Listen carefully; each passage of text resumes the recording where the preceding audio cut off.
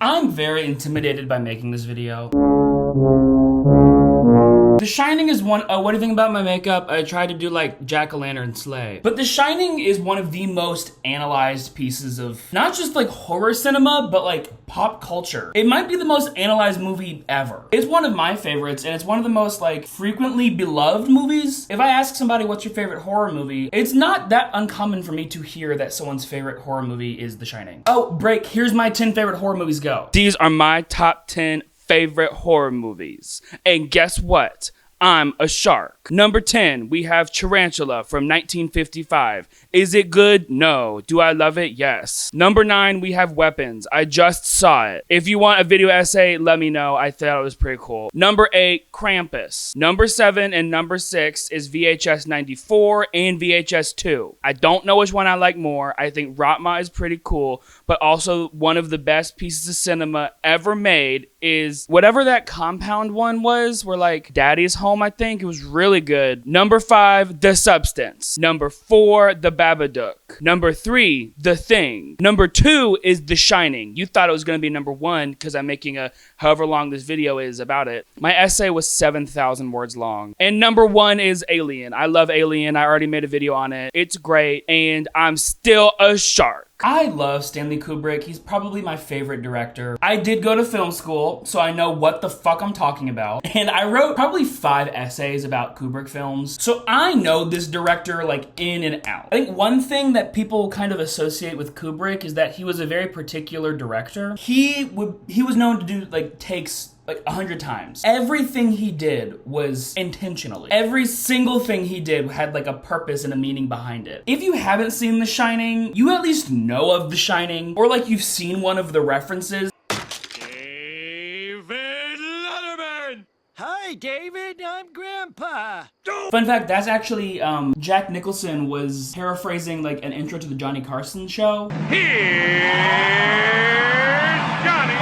The Shining is probably the best horror movie ever made, and it's maybe the best movie ever made. But it's so bizarre. I think people forget how weird this movie is, just because of like how famous it is. It is a popcorn flick. It's a movie that like everybody can enjoy, and you don't need a film degree. Some of you guys didn't waste money on school. And this movie came out like, oh god, like 45 years ago, but bitches stay talking about it. Why are there the little girls? Why is there an elevator? What is The Shining? Why is this window there when it shouldn't be there? Why is this door frame there in one frame and gone in the next frame? And look, I'm not egotistical enough to think that I can crack the case. I think a lot of people, when they try and analyze like films, especially films like The Shining, it's their ego trying to be like, well, I know it the best. And I guess I'm kind of doing that a little bit. My ego's kind of creeping in. I want to be like the one who knows it. But like, I'm self-aware enough to know that I'm not the one who's gonna like know what this entire movie's about. I feel like you probably already know about the movie, but I want to overgeneralize like the plot and the background so you understand. I love to overgeneralize. It makes art and history more interesting. Released in 1980, The Shining is the one and only horror film directed by Kubrick. It's adapted from the Stephen King novel of the same name, but it is radically different. It follows the Torrance family of Jack, Wendy, and Danny when Jack Torrance, played by Jack Nicholson, takes the caretaker position for the Overlook Hotel in a Rocky Mountain winter. As the film progresses, the spirits of the hotel slowly leech Jack's sanity, causing him to go on a rampage, while little Danny starts to understand his telepathic ability called shining, and Wendy tries to keep everything from falling to pieces. Before I get into like the meat and potatoes of the film, I want to say this. I hate how people approach surrealist art and surrealist film. Like, I hate that notion where it's like, well, sometimes the curtains are just blue, but also like sometimes the curtains aren't a direct allegory for like World War II or something. Surrealist film doesn't make much sense. It's not random, at least if the artist is competent, but there is a sense of logic to it, a dream logic. It's like, you're missing the point of surrealism. You're not supposed to engage with it like a puzzle piece that you're trying to know exactly what it's saying empirically. Don't do that. You're not MatPat trying to make game theory. Art, like surrealist art especially, is best experienced on the art's own terms, in that like muddy, subconscious, dream logic way. It's a disservice to, it's better to be experienced than analyzed. Like, I am gonna analyze it, duh, but I'm not gonna be like, well, this directly means this. It's vague. Like Lady Gaga says in Aura, she goes, it's not a statement as much as just a move of passion. It's like, sometimes just something feels right, and you just do what feels right in your surrealist art, and then you as the creator of the art, you figure out the meaning later. Like in like dream logic, like Freud's reality principle doesn't exist. Clocks can melt. Identity isn't a matter of fact. You aren't yourself. Don't try and make it make sense. Don't try and rationalize it. Do you want like every movie to end like Psycho, where you have like some kind of doctor coming out and saying, here's what everything meant the whole time? In Norman's case, the battle is over. Here's how to make sense of everything. Like, do you want everything to end in, and it was all just a dream? And that's Just a theory. Again. You want every movie to be like wrapped up in a perfect bow? That's boring as fuck. You don't need to actualize surrealism. You don't need to like analyze every single thing in salad fingers. I like rusty spoons. It's a statement. There's this lovely documentary called Room 237, and it's about like all these people creating like these crackpot theories to understand what The Shining really meant. They think it explains like how Stanley Kubrick faked the moon landing. Stanley Kubrick was involved with faking the Apollo moon landing. And that is the moon room. This is where everything happens, and none of it's real. Or how like The Shining is an allegory for Theseus and the Minotaur. I was drawn to it, and I realized that's not a skier. That's a minotaur. But he has this expression on his face that is very bull-like. It has a very minotaur-like expression. Look, like I said, I'm gonna analyze the film, and I believe that some things are kind of stand-ins, but it's not like a direct one-for-one comparison. That's not how this kind of art works. Some things are just building mood and aesthetic, and building that aesthetic can make a statement or make a person to feel something. And some things are just so bizarre that I have no idea, but like, I'm gonna use history, I'm gonna use these tools to try and make some sort of sense of it. But like, just building a mood and aesthetic is art enough. Whatever, let's get into the video. The Overlook Hotel is maybe the coolest setting of any horror movie ever. Not necessarily the scariest, but it is the coolest. It has like the inherent horror of a haunted house horror, with like the liminality that you can only get in an abandoned hotel. I found this on Reddit. The Overlook Hotel from The Shining is a masterpiece of liminal filmmaking. Oh yeah, bitches, we're talking about liminal spaces. Am I like 8 years late? Yeah. People, like I said in the intro, people make the mistake of trying to actualize this movie and actualize the Overlook Hotel. They're like, well, how could it have this impossible layout? This is an impossible window. Finally, towards the end of the film, that you have the realization that there are several hallways behind the office. How could it have these things that change? What does that mean? But I think you're missing the point. You need to meet this place where it's at. You can't try and impose your own rules on this fictional environment. If we're gonna talk about liminal spaces, let me break out the source material from Tumblr. It's from 2016, the foundational text that really blew up the whole like liminal space thing. A lot of these places are called liminal spaces, which means they are throughways from one space to the next. Places like rest stops, stairwells, trains, parking lots, waiting rooms, airports feel weird when you're in them because their existence is not about themselves, but the things before and after them. They have no definitive place outside of their relationship to the spaces you are coming from and going to.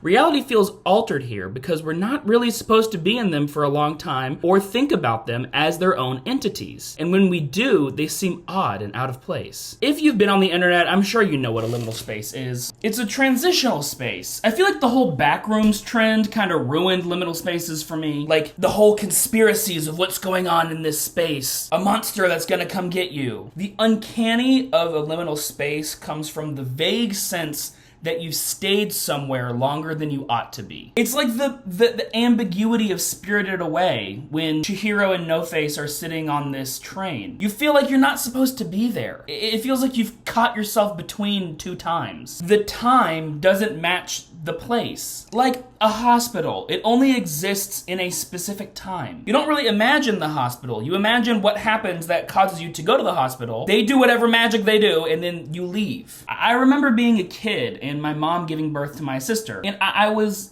in the hospital late at night, and it was dark and there was almost no one in the waiting room. The only like sound I heard was from the buzzing of this vending machine, and it was this like uncanny thrill. It was my first time consciously understanding a liminal space. We really only know hospitals during the daytime. It's either like scary abandoned hospital with a ghost in it, or we imagine like that one psychologist from Chicago Med who is so cunty. How you feeling? I think you might be onto something with this. But my boyfriend, he's in medical school, and yeah, he's fucking smart, but he used to have to work night shifts at a hospital when he was doing rotations there. And I asked him, I'm like, how did it feel to you? Because you went there frequently. What did he say? He goes, it felt like a different world, like somewhere I could be when everywhere else was closed. It's like a calmness, but like a disconnect. Like when we see Danny writing all throughout the Overlook Hotel, it's unnerving, but that's an exhilarating feeling. It's empty. There's no one there. It's impossible for someone to really get there. Why should you fear this? I feel like hotels are inherently liminal because of the size and the repetition. Repetition is something that is very fucking liminal. Each door, stairwell, room number, they all look the same and kind of blur together. You're not supposed to spend time in the hotel, especially at night. The building is a threshold from being outside the hotel and being inside the room. You never are supposed to spend time in the hotel itself. And I think because you never explore it, it's like a seemingly infinite space. Like you know that it ends, you know that the space ends because it has to, but it just feels vast. I think the liminality of the hotel is what people get so hung up on. Like, this neighborhood must end. It looks like it goes on forever, but it must end. Why? Because all neighborhoods end. But I think that the Overlook Hotel isn't entirely liminal, but like the back rooms, when the liminal space, you put a monster in it, well then it's no longer a liminal space, it's a holding cell for a monster. It becomes a nightmare. Liminal spaces are almost fully aesthetic and there's nothing in them. It just kind of invites in a quiet contemplation. Adding things to the liminal makes it surreal. The things in surrealism, they mean something. You don't exactly know what it means, and it's not a direct meaning, but they mean something. It's just not concrete. Danny alone in the hotel, liminal. Danny seeing the twins, surreal. I also think I want to tackle the twins. It's something that's like so iconic from this movie. I think it's more aesthetic than it is anything else, because twins are kind of inherently scary. Seeing two of the same person is kind of unnerving to a degree, because in reality, a thing is a thing. I am myself. I view myself as myself. But if there were two of me, that would be weird, right? There's something about twins that on like a subconscious level shatters the idea that things are themselves. But and I don't think that's that big of a statement that the movie's making. I think it's just kind of scary to see spooky girl twins and making them twins. It just kind of adds to the surreal nature to it. So I think that the aesthetic of the Overlook Hotel is inherently surreal, but it kind of has liminal underpinnings. So like, what does the hotel mean? What does the hotel represent? I don't know. It doesn't really have a concrete definition, because in a dream, nothing is concrete. And that doesn't mean it's arbitrary. It just means that, like, instead of being defined, it kind of points and suggests to what it is. The Overlook is the subconscious. It's like a meta zone. It's a space between spaces. It's a place where the TV can work even if it's not plugged in. Memories become people, and then you can interact with those people, but only for a brief period of time, and you don't exactly know who that person is because their identity isn't sacrosanct, I don't know that word, defined, concrete. It's like everyone's subconscious is kind of like smashed together into this one vague place. You could call it a collective unconscious. So Kubrick was very inspired by Dr. Father, Sigmund Freud, Daddy, and he was also inspired by his Freud's lesser known but still very known, like, protege turned academic rival, Carl Jung. This is Psychoanalysis 101, people. And again, I'm gonna be a Freud dick rider on this video. Why? Because he was so fucking smart and you bitches need to pick up on it. Whatever.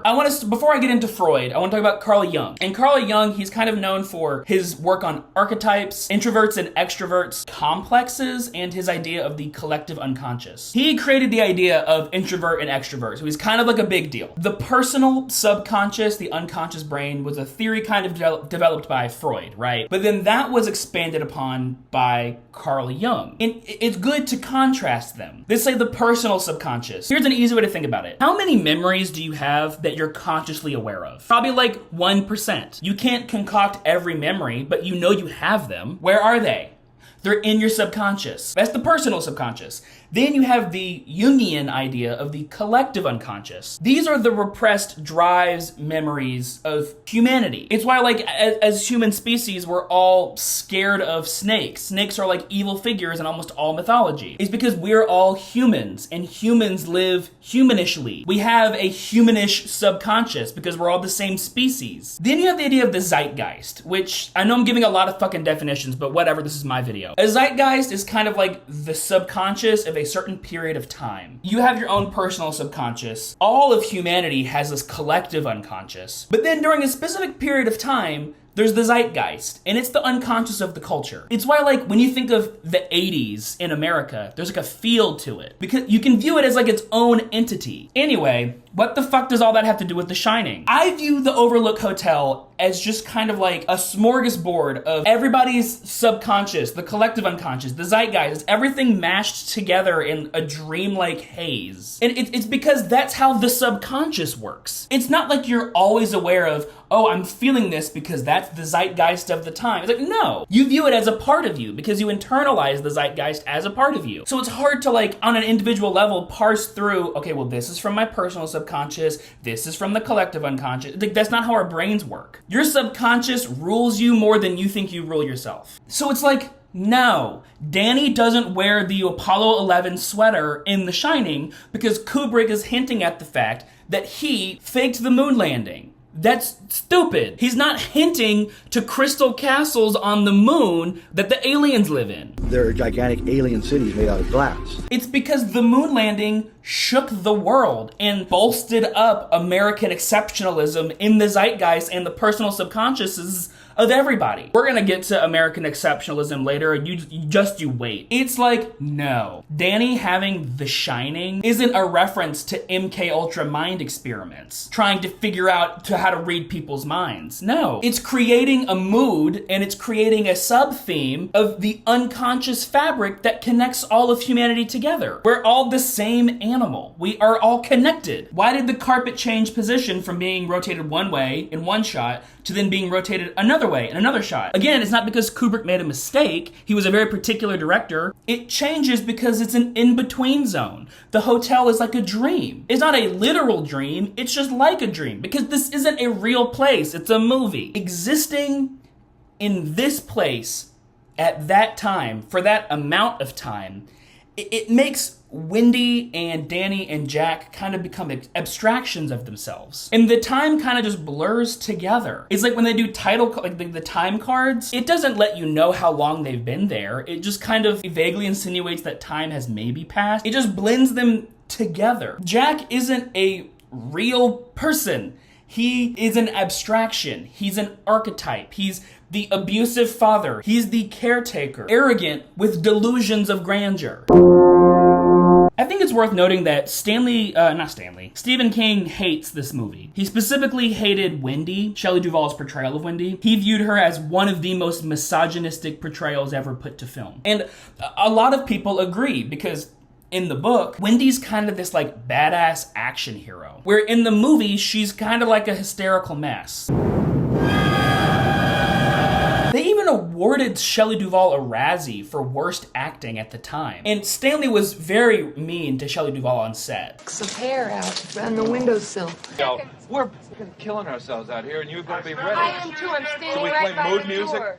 No, I can't. Yeah, but when you came in like this, you said... And I don't necessarily want to defend that, but his point was to try and make her unravel so it would look better on screen. I think it's important to hear what she said about it. It wouldn't have come out as good as it did. And it also helps get the emotion up and the concentration up because it builds up anger, actually, and you get more out of yourself. Anywhere between 30 and 50 videotaped rehearsals before we even rolled film. I wouldn't trade the experience for anything. I don't know. I don't want to defend that behavior, but calling her acting bad and calling this character misogynistic is bullshit. Wendy is one of the best acting portrayals in any horror movie ever, and I think that she is leaps and bounds better than Jack Nicholson as Jack Torrance. Maybe not leaps and bounds, but she is much better. Her acting's inspired. It's so good. You think this character is like misogynistic? You think that she's like a bad portrayal of women? Like, who's the one who takes care of the hotel? Who does the boiler and cleans the hotel? Wendy. Who's the only one who prepares food for the people? Wendy. Who is the only person to make it out of the hotel, saving themselves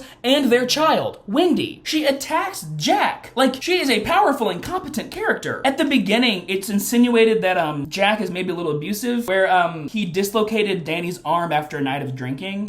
My husband had been drinking and he came home about 3 hours late. It's just the sort of thing you do 100 times with a child, in the park or in the streets. On this particular occasion, my husband just used too much strength and he injured Danny's arm. Wendy sees a silver lining and says, well, it was horrible. She gives Jack the benefit of the doubt and says the silver lining is that he hasn't drank since then. Something good did come out of it all because he said, Wendy, I'm never going to touch another drop. And he hasn't had any alcohol in 5 months. She's willing to go to the hotel in service of her husband's inspiration because she cares for him that much. You can view that as weak or subservient, or you can view that as loving, that she loves her husband, that she's willing to forgive as long as you try and do the necessary steps to make sure it doesn't happen again. When Danny freaks out in the beginning, he has a premonition, she listens to him and calls a doctor. She doesn't sweep it under the rug. She doesn't act like everything's fine now. She goes to get help. She fights her deranged husband to save herself and her son. That's a good mother. And even if you call her somewhat subservient in the beginning, by the end of the movie, that's all but shattered. She locks him in this pantry. She knocks him out and drags him there. I don't view Wendy in the movie as the action hero badass diva that she is in the book, but I also don't view her as a hysterical hopeless mess. And I've seen people argue that it's somewhat sexist to reduce her to just mother, as in by the end of the movie the only way for her to get the power to leave is to try and protect her child, and putting her as mama bear is kind of a misogynistic stereotype. But I don't agree with that, and I want to explain why. The Overlook makes you kind of abstractions of yourself. You lose your identity and kind of become more archetypal. Archetypal. Danny is the messiah who usurps his father, who's trying to kill him. His mother is like Rhea from Greek mythology, protecting her child. I guess in abuse, it's usually so slow that you can't leave. And usually the abuser causes the person they abuse to lose all self-preservation skills and only act to try and help their abuser. And a lot of women who go through abuse, the only time they're able to muster up the courage to leave this volatile situation is when the child gets threatened. Once Wendy realizes that Jack is a threat to Danny, she tries to hightail it out of there because she can't put up with that. Abuse is so gradual you don't know that it's happening. And Wendy breaks the cycle that was put in place by the previous caretaker. Because the previous caretaker in the Overlook Hotel chopped up his family and his wife and children, the 2 daughters. So she leaves, fights back, breaks the cycle. That's badass. It's not misogynistic, it's a woman dealing with abuse. There's a whole layer of abuse in this movie that I think is the most obvious layer, so I don't necessarily want to delve into it. I guess this is me dealing with the abuse topic, whatever. It's do you expect her to find the strength and self-love within? And the reason she gets out of there is not because she has to be a mother, but because she just learns to love herself. It's girl, that's not how abuse works. Not only does she leave, but she doesn't even offload or displace any of her abuse placed from her husband to her onto her child. She's great. She's heroic. And another thing, people cite that the fact that Wendy is a blubbering mess, that's inherently sexist because it's showing hysterical woman.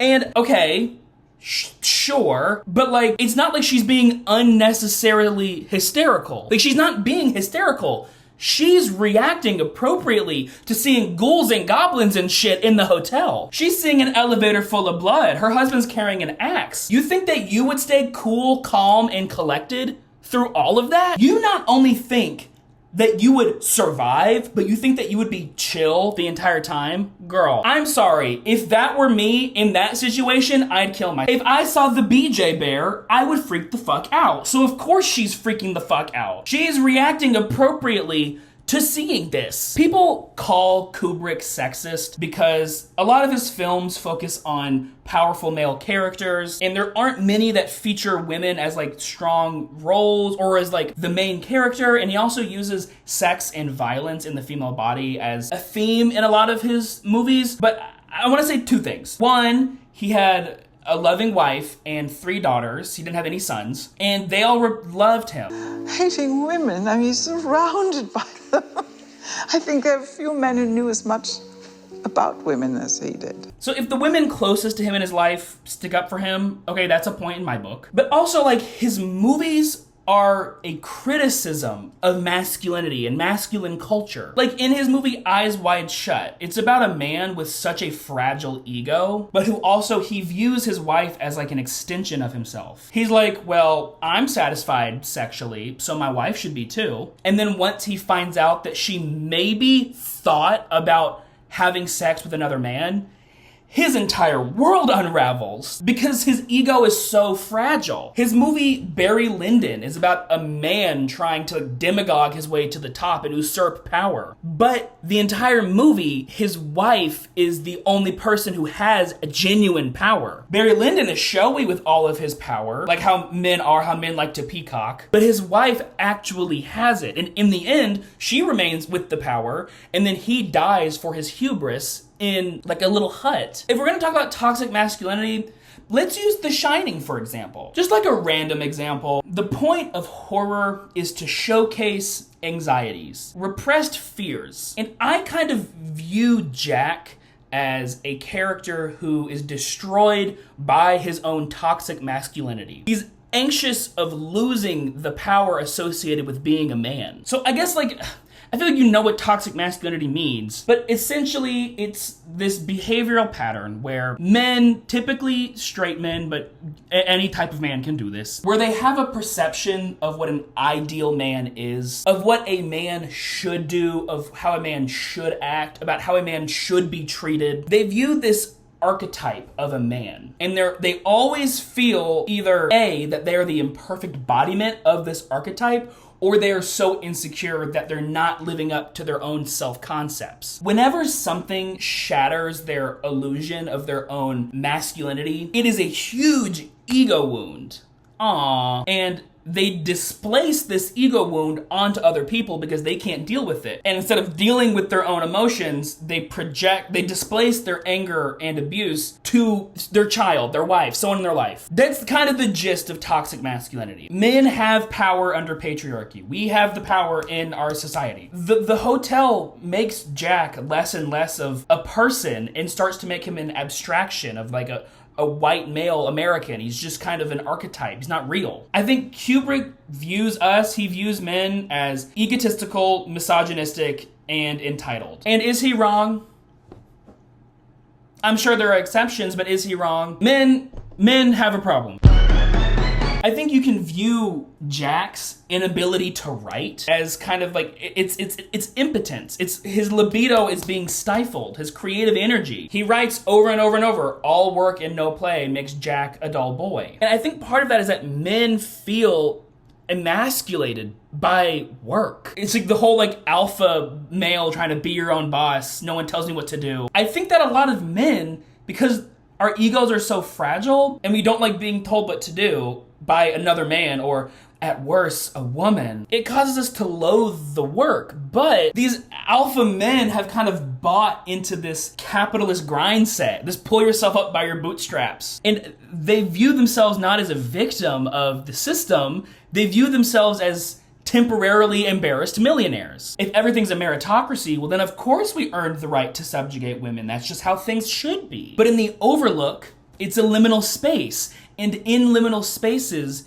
you lose society. You kind of lose identity. I think you can view that as positive, or it can cause you to unravel, to realize that your entire construction of yourself is reliant on societal expectations. In the Overlook Hotel, men don't have societal power over women because there is no society. And it makes the caretaker want to correct them. It's his mother. She interferes. And when my wife tried to prevent me from doing my duty, I corrected her. To reclaim their power. In society, outside of the Overlook, Jack is a failed writer, not a great husband, not a great father. He's an alcoholic, but at least he's a man living under patriarchy. And isn't that something? The lack of institutional power, it just sends Jack into a whirl. I think it's part of the reason why men don't like seeing like male body parts on screen, but they're totally fine seeing female body parts on screen, because we know deep down, seeing the female body exposed in that way, we know it's a little bit exploitative. You become an object to be gazed at. And I don't think that men like the idea of becoming an object in that way. They're scared. I think equal rights, equal sights. If we can see one, we can see the other. And I think this movie shows that with Jack, with men, underneath civilized masculinity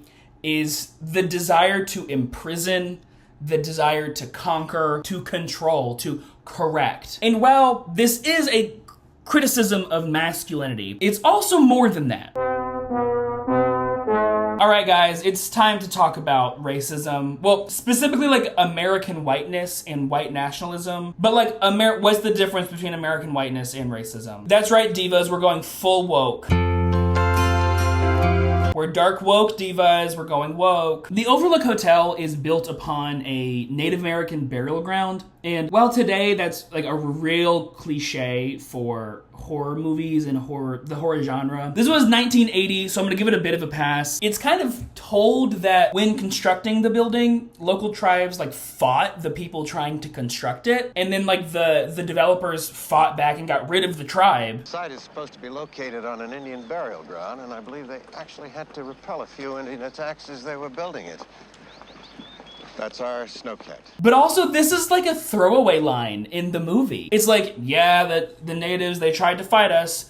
Anyway, but like, isn't that accurate to how we treat our acknowledgement of us being on native land? I can say, there have been so many times where I've seen people give a speech or something before a show or a lecture, and they're like, we want to take a moment of silence to realize that we are on native land.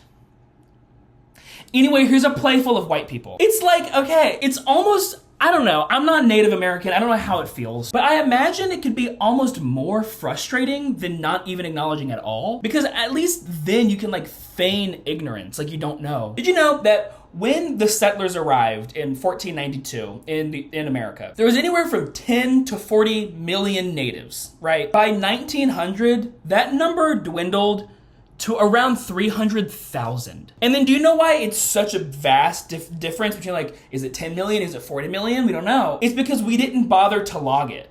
We didn't care. That's terrifying. And it's worth noting that the leader of the Third Reich was inspired by the Native American G-side. I don't know if I can say that to get past YouTube censors. I hate that. And also, Kubrick was obsessed with World War II and the Holocaust. He wanted to make a movie about it, but he just was never able to make one that he was satisfied with. He never made one. It influenced almost all of his films. There was like a shadow that loomed over the entire world after World War II. And while some people make the claim that The Shining is a direct allegory to the Holocaust or the institutional destruction of Native Americans, I don't think it's a direct allegory. I don't want to make that claim, but it's not outlandish to assume that this was something that was important to Kubrick and probably inspired this. Stephen King regrets including the Native American burial ground thing in his book, The Shining. He thought he now views it as racially insensitive and it was only there to just service the spooks. And I kind of agree with him, but Kubrick expands on it and makes it like a real prominent theme, where racism wasn't a theme in the book. But it's expanded with subtlety, with set dressing, with little throwaway lines. Like, The set of the Overlook's interior on the walls, the carpets have like vaguely native patterns. There are these cans in the kitchen that are adorned with like the face of a stereotypical Native American chief. I'm not saying the natives in the movie cursed the land or anything. I'm saying it's a symbolic representation. If you view the Overlook Hotel as like the collective American subconscious, we culturally repress and do not talk about the genocide of Native Americans. It exists in all of our subconscious. We kind of know something bad happened. We don't know the ins and outs, but we never brought it to light. We never properly atoned for our actions. We never gave these people a space to grieve. I don't know. I don't want to like white knight this shit. So I'm gonna get back to talk about the movie. If you look at like the Torrance's house before they go to the Overlook Hotel, look, it's red, white, and blue. It's America. Look at what Wendy and Danny are wearing. It's America. That's why I wore my American flag thing. Am I proud to be in America? No, but I think tacky patterns are really fun. I also think it's fun to have like a gay man wear, whatever. And look, you could say it's a coincidence. You could say, well, it's a coincidence that it's red, white, and blue. But like, there were teams of people whose only jobs were to dress these actors and to create the set and props. So sure, maybe they were just arbitrarily creating shit, or they crafted something with intention. And look, if we're gonna talk about racism in this movie, we have to talk about the bathroom scene, and we have to talk about the white man's burden. In the movie, Lloyd is a ghost bartender who makes a drink for Jack. White man's burden, Lloyd, my man. White man's burden. It's the drink that he breaks his sobriety for, and Jack compares it to the white man's burden. And it's not entirely clear what Jack is referring to as the white man's burden. He's either referring to him drinking the drink as the white man's burden, or he's referring to Lloyd making the drink as the white man's burden. Before we get there, what the fuck is the white man's burden? If you didn't pay attention in 12th grade English class, I'll explain it to you. So the white man's burden was a poem written by some racist, I'm not gonna look up his name, and it was made in 1899. And it was a poem made during the Philippine-American War, where the United States was trying to annex the Philippines, to colonize it, to conquer it. The poem, The White Man's Burden, was written in support of the conquering of the Philippines. And the poem essentially says that it's the white man's burden to civilize non-white people. It is white people's responsibility. Oh, we're just burdened with this, that we have to correct these non-white people, save them from themselves. Okay, that's very clearly racist. If you don't view that as racist, I don't know how you made it through this video. So we're not gonna talk about that. White supremacy of the house. But why this comparison? Why is Jack comparing something about this alcohol to the white man's burden? I don't know. There's a little bit there, but again, it's surreal.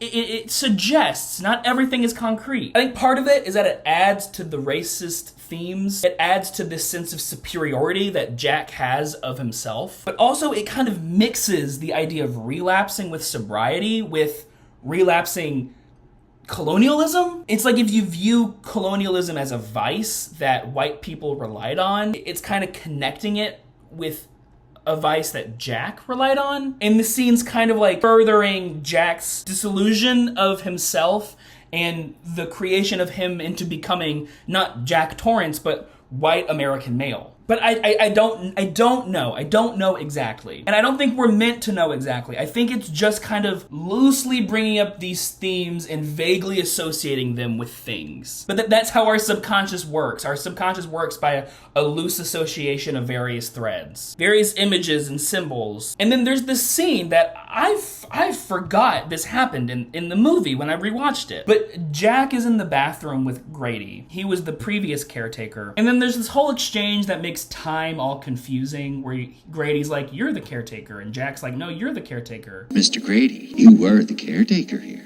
You chopped your wife and daughter up into little bits. You've always been the caretaker. And Grady's supposed to be dead. I don't know. I'll get to that whole mess later. I think it's mainly just trying to make a loose amalgamation of things, like how it exists in your subconscious, whatever. But in the bathroom, Grady, he tells Jack Torrance that his son, Danny, is trying to get outside help. He's trying to basically emasculate you. And Danny's reaching out to Dick Halloran, who's a black man, but that's, Grady uses a very particular word. Did you know, Mr. Torrance, that your son is attempting to bring an outside party into this situation? Who? And so does Jack Nicholson.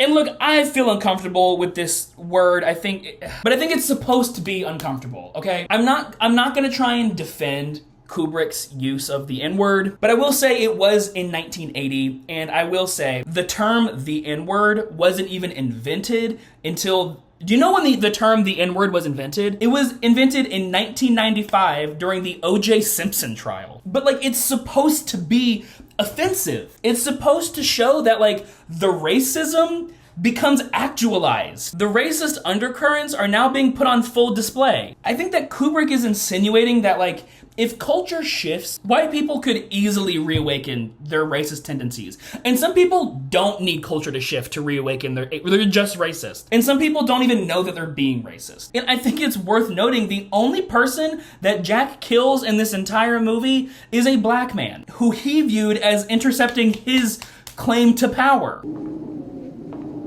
I don't know, dude. I think that Jack, he loses himself. He becomes just white male American. He becomes the caretaker. People don't talk about it, but many white people, whenever they think they can get away with it, they do racist shit. I grew up in the South, and as a child, I saw many grown adults who behind closed doors would just say the most abhorrent racist shit you've ever heard. And the racist undertones, they're there, but they're like a heartbeat. It's subtle but noticeable. And I think it's because we as a culture, we don't talk about the racism. I think a lot of white people, we go, well, everything's fine now. There's no problems now, which, okay, that's a whole separate conversation of institutional racism. But I think that white people do that to push out guilt. They don't want to feel guilty about the fact that they benefit from a system that was made for them. And I think a lot of us realize that like, well, if patriarchy is gone, if institutional racism is gone, are we gonna be treated like how we've been treating women and black people? And I think we subconsciously avoid these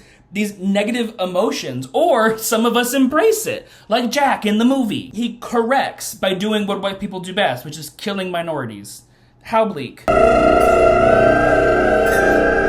I think I want to end this off by discussing two of the main conspiracies that people kind of have about this movie, things that people tend to analyze and fixate on. I don't necessarily find them as interesting as I find the themes of racism, toxic masculinity, but they are very interesting. And the two main things is Room 237 and the final photo of Jack Torrance. I think I want to start with analyzing the final frame, the photo of Jack, because it's cool, it's interesting, there's a lot to talk about, but I don't know, I don't think it's as interesting as people make it out to be. I'm assuming you've seen the movie, but you find out, you see this picture. And I thought it was bizarre, but I'm like, okay.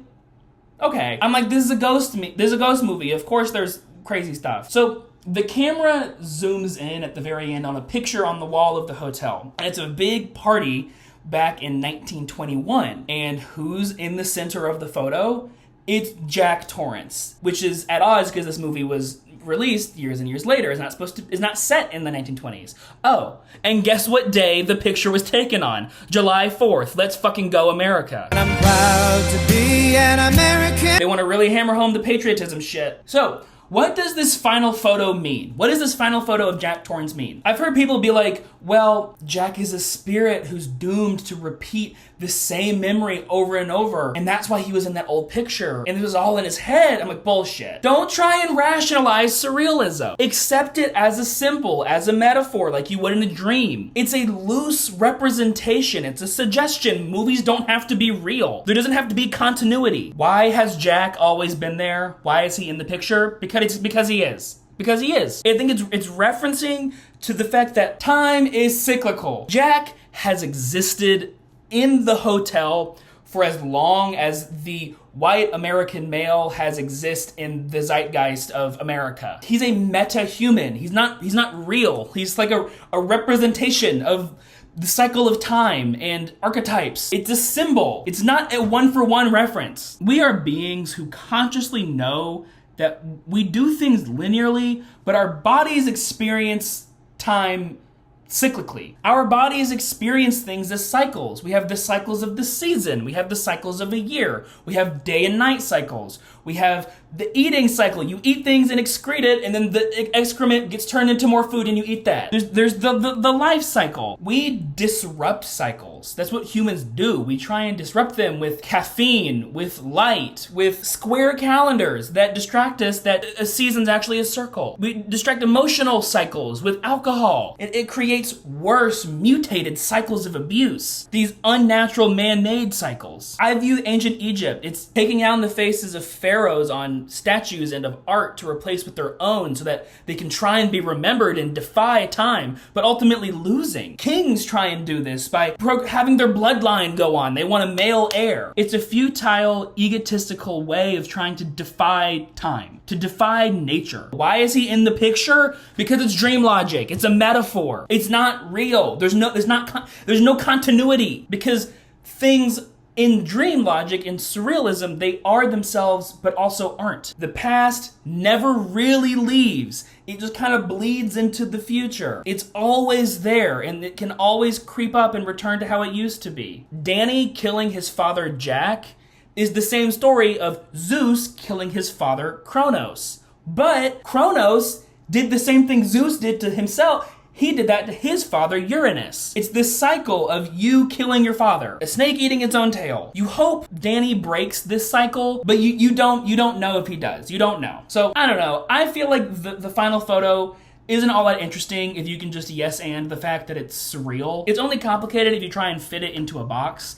Now, room 237, that's a whole separate story. Okay, I'm gonna try and explain what room 237 means to me, but I don't know. I don't know. This is the one part of the movie that, like, I'm going to just kind of throw things at you, and I don't know how to make sense of it all. I've been trying to think about whatever, I'll get into it. In the beginning, Danny has visions of room 237. And that's kind of what sends him into this, like, seizure or whatever. His Shining kind of shows him that. And again, like I said before, The Shining, it's just kind of like, it's like set dressing to kind of insinuate that the collective unconscious of people, okay? But he has visions of this room, and he asks Halloran, what's in room 237? And Halloran's like, do not go into room 237. But anyway, Danny is he's lured into this room off screen, and he's attacked by some woman. Wendy thinks that it's Jack at first. You did this to him,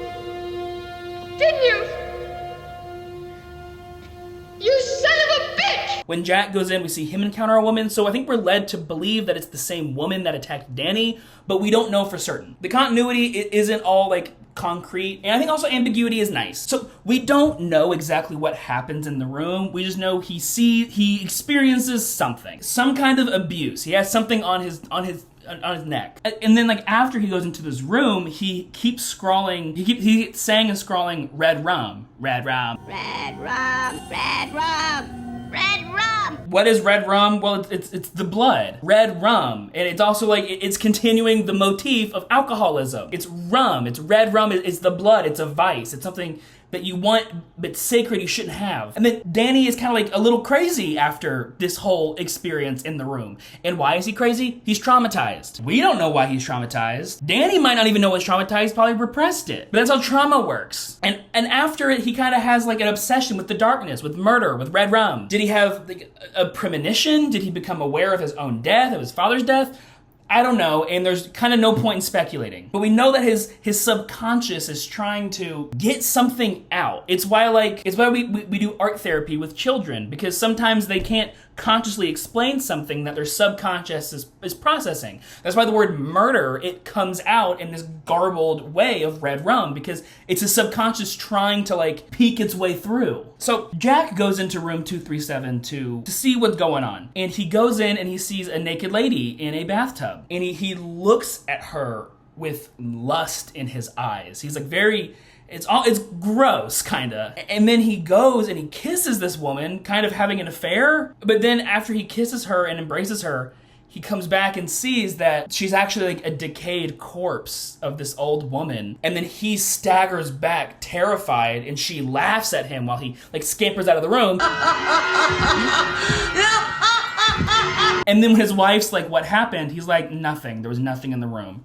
So you're like, well, what was in room 237? Oh, it was a ghost. There was a ghost in the room. No, bitch, it was not just a ghost. Basic, what does room 237 represent as a room? Well, it represents taboo. That's kind of the best I got. It represents something scary that culturally we are told we shouldn't mess with, but no one really tells you exactly why you shouldn't mess with it. It could be because they haven't experienced it themselves because they've bought into the dogma. But they say, don't do that. Don't go in there. It's taboo. So room 237 is just, it's anything that's taboo, but that you can't help but be curious about, like Pandora's box. And again, we don't know what Danny experienced. It could be the BJ bear, which FYI, the BJ bear, it just represents seeing sexual perversions and how frightening that is to you, whatever. But Jack's experience is seen. We see what happens to Jack, so we can analyze that. So again, we have to go back to Freud because Kubrick was obsessed with Freud. We have to go back to Freud and we have to talk about, he proposed the idea of the libido,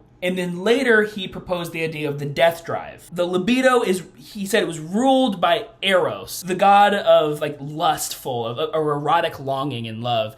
And then he related the death drive to Thanatos. And Thanatos is the god of death. People think Hades is the god of death. He's not. He's the god of the underworld. Everybody, break out Percy Jackson, okay? Freud said there are two drives. You have libido, ruled by Eros, and it's ruled by the pleasure principle, which is basically that we do things that make us feel pleasure. But libido, in the Freudian sense, drove creativity, it drove harmony, sexual connection, reproduction, self-preservation. It made creation. That's that drive within yourself. And then you have the death drive. Freud proposed this theory, and he said it was ruled by Thanatos. The death drive is the drive within you that creates self-destruction and aggression, repetition and compulsions. And as an OCD diva myself, I know this drive. And he uses this example of like, there was like a child, they were really small and they had like a toy, and they would throw it out of the crib and they would start crying, but the toy was like attached to a string, so the child would like bring the toy back to them and hold it and it'd make them feel better, and then they would throw it again and then they'd cry. And anyone who like who knows children, you know they do shit like this. You're like, why are you doing this? But also like, why are you doing this? Like, this is a really important, just why would someone do this? But you know that voice inside your head. You know that compulsion. Nine Inch Nails calls him Mr. Self-Destruct. But you know this compulsion that's like, it says, do it again. It says, chase that feeling. It says self-destruct. And Freud couldn't exactly pinpoint why it exists. I think it has something to do with like, if you do something over and over, even if it like hurts you, it at least causes you to like exert control over reality. So that's calming and soothing in a sense. But it's interesting that Freud, he said that libido was ruled by Eros, eroticism, lust, and the death drive is ruled by Thanatos, death. And I kind of view Jack and the Ghost as kind of like a gender-flipped version of Eros and Thanatos, where originally Eros was male, but in most depiction as time went on, Eros became a woman. But Jack, he lusts for death until he realizes what it is, and then that causes him to recoil in pain. But it's odd. Why are lust and death intertwined? Why does Eros and Thanatos, why are they in love? And I don't know, but this notion terrifies me to my core. I don't know, it seems like an existential problem to me. Maybe they're mushed together because like the impulse to destruct and the impulse for lust, we repress them in culture, and maybe because we repress both of them, they get intertwined subconsciously. That's like the best I got, but I don't know. I think you lose a bit of innocence to realize that people are destructive because it feels good, because it gives them pleasure. Why do people do bad stuff? When you strip back all of the cultural history, they do it because it feels good. And that's terrifying. It's realizing that violence happens because it feels good. And I don't know. My description of room 237, it's not very descript. The room represents taboo, and inside the taboo is the union of lust and death. And I'm sure there's so much more to analyze with room 237. I'm sure I've missed so many things, but like, that's the best I got. And I guess that's it. Subscribe.